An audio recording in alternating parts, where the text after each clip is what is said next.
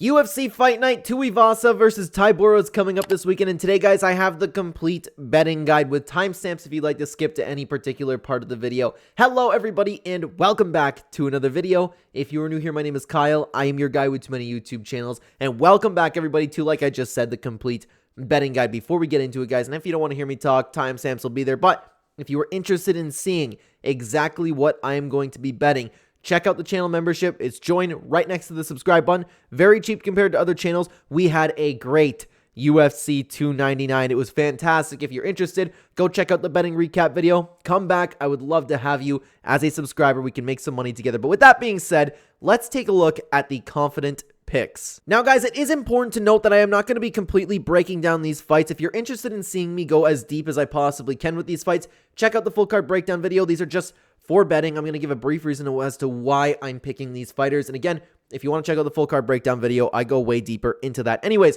the first confident pick is going to be Thiago Moises.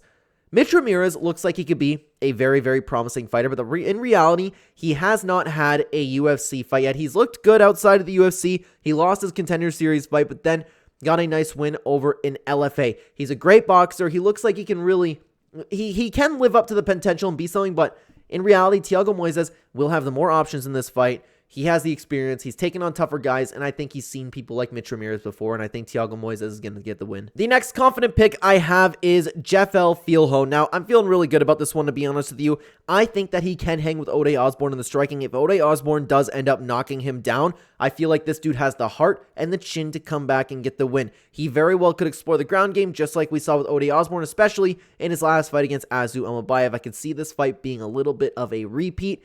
I don't know if it's going to be that dominant. Regardless, I really, really like Jeffel in this matchup. The next confident pick I have for you guys is going to be Mike Davis. I really, really like Mike Davis in this matchup. I just think that he has infinitely more options than the typical striking base of Natan Levy. Natan Levy doesn't suck anywhere, don't get me wrong, but Mike Davis is a very, very complete fighter. He'll be a lot more elusive. He'll have more options. He'll be more explosive, and I think he's going to get the better of most exchanges and potentially win a decision. Next up for the confident picks, I have Gerald Meerschaert. Guys, we've seen him before, and I think we'll see it again. I think we're going to see Bryan Barberena get grinded out, taken down, and submitted. I really, really like Gerald Meerschaert in this matchup. Bryan's always live to catch you, but at the end of the day, GM3 has seen people like Bryan Barberena, and he's been able to get past them. I really, really like Gerald Meerschaert in this matchup. And the last confident pick I have for you guys is going to be Kennedy Nzechukwu. Guys, long story short, Vince St. Preux is just showing up for a check now. He's 40 years old. He doesn't do anything in there. He's useless at this point, but call me crazy.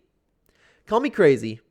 I see a world where Kennedy Nzechukwu loses this. I just see a world where he gets caught. But regardless, if everything goes as it should, Kennedy Nzechukwu should do what he wants with Vince St. Preux. Now, guys, as for the underdog opportunities, I honestly only have one this week. There's not a lot of underdogs that there's a lot of close fights here. There's not a lot of underdogs, that I go, oh well, you know what, I don't mind that. But the first underdog opportunity is going to be Corey McKenna, but this might flip on to being a pick'em fight, as Tapology is saying right there. As of right now, let me take a look. It is Corey McKenna is a very, very slight underdog at plus 190. I think that both of these girls are going to have a ground game, and I think Corey McKenna has a little bit more of the better jiu-jitsu game when these two end up going to the ground. I haven't been nearly as impressed with Jacqueline Amaram as a lot of people have been. I mean, I don't think Corey McKenna is anything special, but this is an underdog certainly that you should be taking a look at, in my opinion. Out of all the underdogs on the card, I don't mind this one. Now, guys, I want to talk about some fights to avoid, and honestly, I have kind of the same reason for all of the fights to avoid today, so I'm just going to talk about them as a bunch.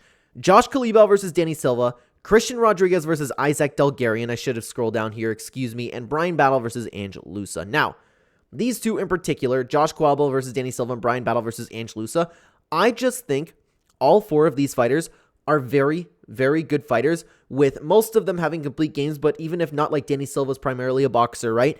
He is so good at what he does. I don't know. I think both of these fights are completely 50-50 fights. And I think you're tossing your money like heads or tails if you're putting it on either one. I know people like Brian Battle, but Ange Loosa is fantastic in himself. I don't think that you should be betting on either of these fights, especially when you're picking a winner. Now, for the other one, Christian Rodriguez versus Isaac Delgarian. Christian Rodriguez is also a fantastic fighter, but Isaac Delgarian, we have not seen nearly enough of him. He's looked so dominant, but against nobody. This is a huge step up in competition in Christian Rodriguez. So will Isaac be able to come in and do what he typically does? I have no clue. Christian Rodriguez is fantastic, so I would stay away from all of these fights. Now, guys, let's talk lock of the week. Guys, lock of the week is going to be Tai Tuivasa. Tai Tuivasa will get a knockout on Marcin Tybura.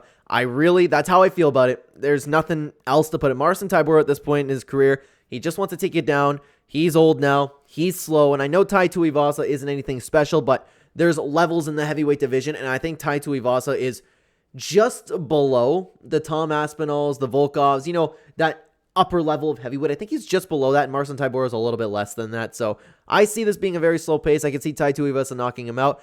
I'd be shocked if he lost this fight. Now, guys, I want to talk about some prop bets. So the first prop that I do like is Gerald Meerschaert versus Bryan Barberena. I like Gerald Meerschaert to win by submission in particular because, again, we've seen Bryan Barberena have a lack of ground weight. We've seen Bryan Barberena show up looking fat and out of shape at middleweight. I think Gerald Meerschaert will take him down. I think Gerald Meerschaert will get a submission. Will I bet on that?